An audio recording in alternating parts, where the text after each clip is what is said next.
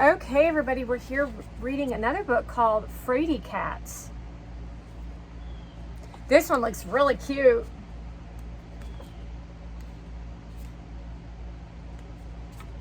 One dark night when the wind blew hard, the Fraidy Cats got ready for bed. Scamper checked in the closet, nothing was there. Sorry, checked under the beds, nothing there either. They checked behind the curtains and the door, all was well. They crawled into their beds and fixed their covers. Good night, said Scamper. Pleasant dreams, said Sorry. Then they heard a noise. Tap, tap, tap. I hear a dog, said Sorry. A big hairy dog. Is it friendly? Scamper asked. No, said Sorry. It likes to chase cats. She jumped up and shut the door. Hiss. I hear a snake, said Scamper. I'd scared the dog away. Is it a cute little garden snake? Sorry asked. No, said Scamper, it's a long giant snake and it hasn't eaten in a week. He got up and pushed a blanket in the crack under the door. Screech, I hear an eagle, said Sorry. It scared the snake away. Is it a gentle baby eagle? Asked Scamper. Sorry shook her head. It's a fierce mountain eagle swooping down from the clouds to carry something back to its rocky nest. She ran into the window and shut it. Woohoo! I hear a wolf, said Scamper. It scared the eagle away. Is this a wolf that only likes to eat 3 little pigs? Asked Sorry. No, said Scamper. This is a wolf with many sharp teeth. It will eat almost anything it sees. He ran to the window and shut the curtains.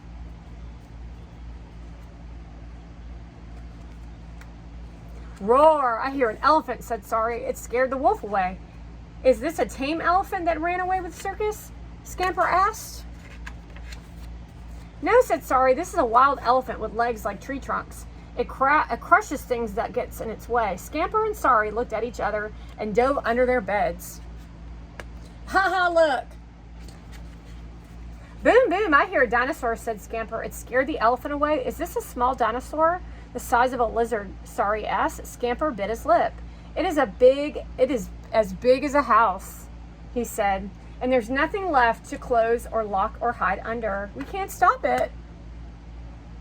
Sorry poked her head out. Wait a minute, she said. What kind of dinosaur is it? Scamper wasn't sure. Boom, boom, boom. The room shook. The windows rattled. It must be an Ultrasaurus, said Sorry. The biggest, heaviest dinosaur that ever lived. We're doomed. Scamper frowned. Wait a minute. I've only read about Ultrasaurs. They only eat plants. Are you sure? Positive. No cats. Scamper shook his head. Sorry smiled, and then the Ultrasaurus will stay in the garden, and it will scare away anything that comes by, said Scamper. We're safe at last. The night was still dark, the wind still blew hard, and the Fraidy Cats didn't care. They got back into bed and fixed the covers. Good night, they said together, and then fell fast asleep. All right, everybody, we're going to go ahead and read another book, because these are short, and I like that. We're going to do Arthur's Eyes.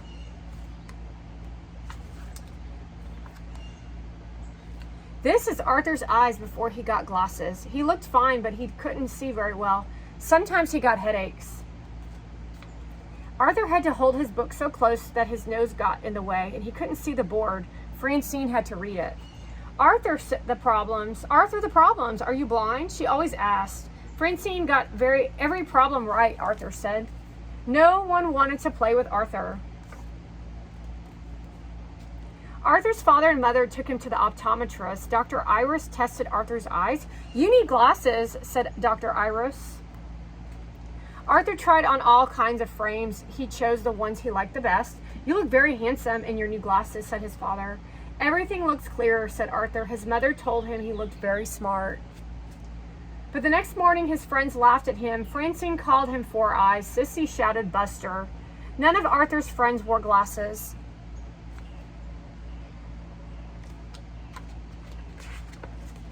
No one in his family wore glasses either. Arthur felt awful. He didn't care if he could see. He didn't want to be called Four Eyes. Arthur decided he would lose his glasses.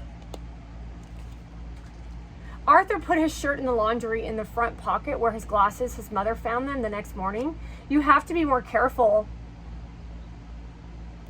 You're lucky they weren't broken. That day at school, Arthur hid his glasses in his lunchbox. Kind of broken like this basket.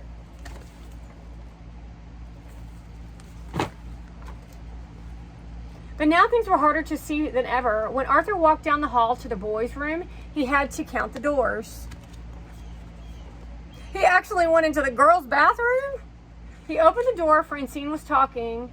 What was Francine doing in the boys' room? Get out of here, screamed Francine. This is the girls' room.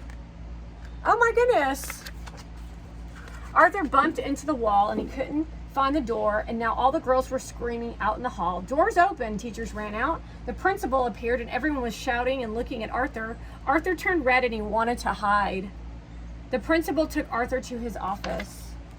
When Arthur's teacher talked to him, "Why don't you keep your glasses in the case in your pocket, as I do?" he said. "You wear glasses?" asked Arthur. "Yes, for reading," said his teacher. He took them out. They looked just like Arthur's brown. Suddenly, Arthur felt better. He went into his lunchbox, put on his glasses, and Jim, Arthur made 10 baskets. Francine made 4. That afternoon, Arthur didn't need Francine to read the problems on the board. He got everyone right. That's because he wore his glasses. Arthur could see Francine's paper, and she missed 2. After school, Francine asked Arthur to be on her team. "I'll consider it," said Arthur. I guess she didn't always get her problems right. The next morning, Arthur was very surprised that he saw Francine. "They're my movie star glasses," said Francine. "But there isn't any glass in them," said Arthur. "It doesn't matter. They help me concentrate and make me look beautiful." That afternoon, a photographer took the class picture. "Just a minute," said Arthur. He took out his glasses. He carefully polished and put them on. "Everyone ready?" said photographer.